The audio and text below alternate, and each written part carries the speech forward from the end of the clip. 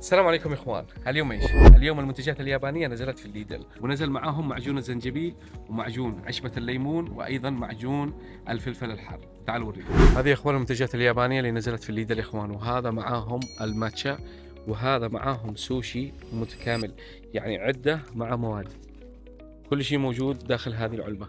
وهذا يا اخوان معجون الزنجبيل، هذا زنجبيل جاهز يا اخوان، مكون من 80% من الزنجبيل. هذا معجون الفلفل الحار يا اخوان، مكوناته ما فيها أي شيء من الفلفل الحار الأحمر 85%. وهذا يا إخوان اللي هو معجون عشبة الليمون يا إخوان، أيضا مكوناتها ما فيها أي شيء.